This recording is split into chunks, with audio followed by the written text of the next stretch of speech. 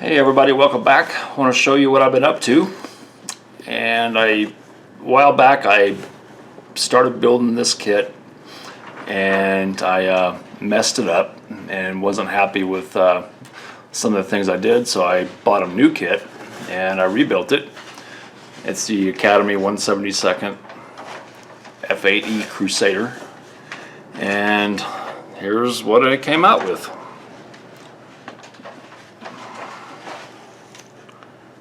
So, as you can see there.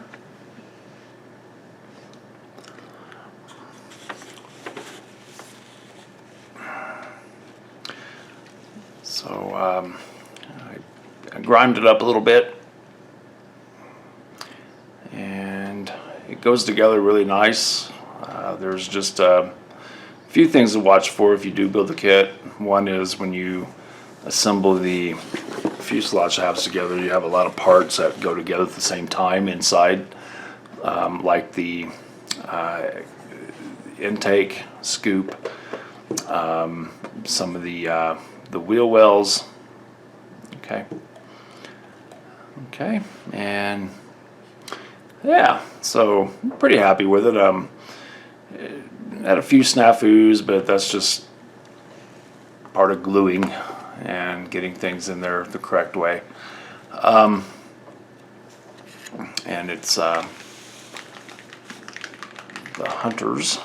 Okay, it's VF 162.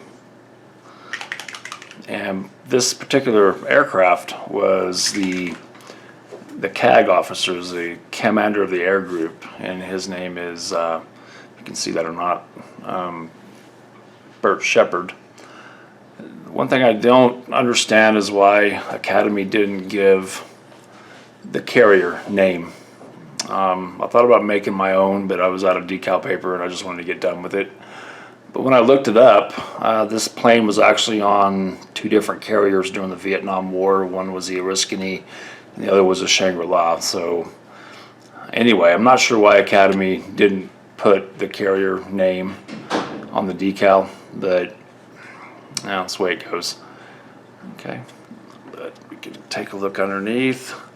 You can pose the speed brake either open or closed.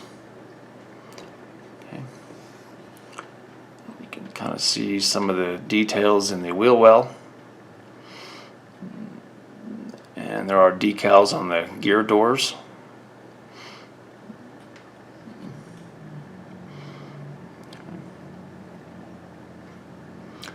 There's a little light right there, a red light,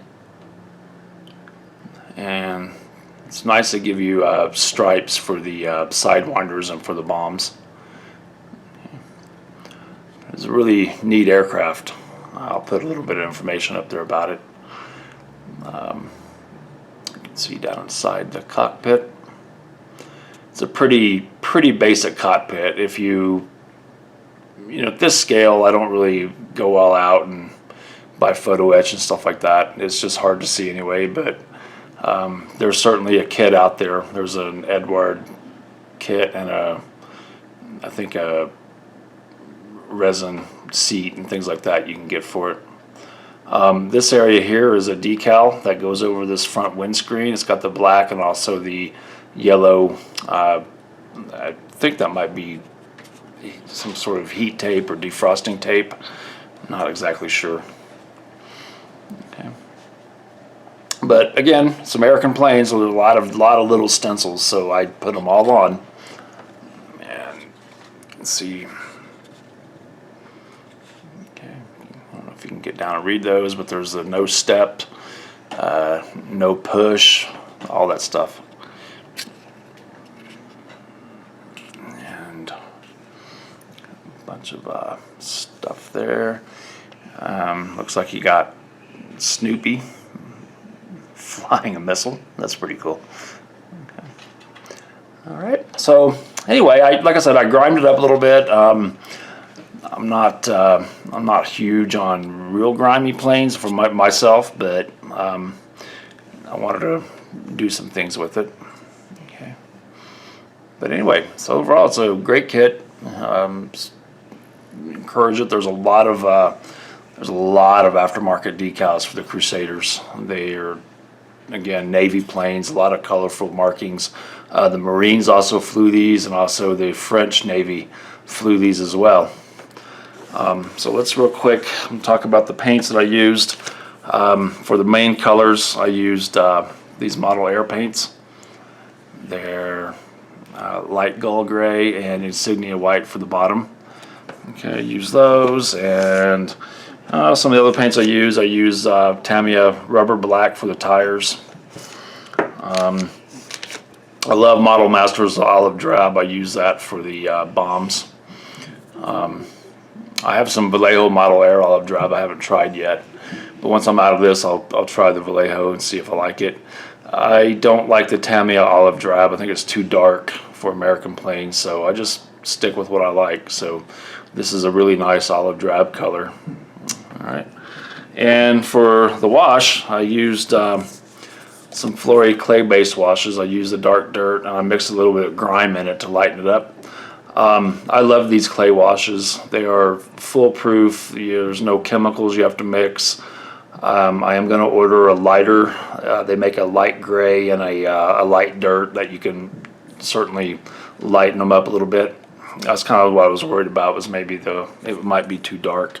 But I think it came out okay. I did do some panel shading, and after I paint the main color, didn't come through all that great, but it is there. You can see some fading on top of the panels. Okay, and just continue to try a little bit better every model I build. One of the things I need to get better at is rescribing. I saw a great tip after the fact, but when you rescribe, run some Tamiya extra thin into the rescribed area, and it kind of basically just melts the plastic and it smooths it out. So yeah, but otherwise, this will look good on my shelf. So for the gun smoke, I used Tamiya smoke, and if I can find it real quick, it's stuff right here, X19, and I just brushed it on. A friend of mine gave me a tip that I'll try sometime, is take this Tamiya smoke and just dab it on, and before it dries, take your airbrush and blow it, and it'll give you kind of a blow it in the direction of the wind or the air, and it'll kind of give you a nice streaking of the gun smoke. So yeah.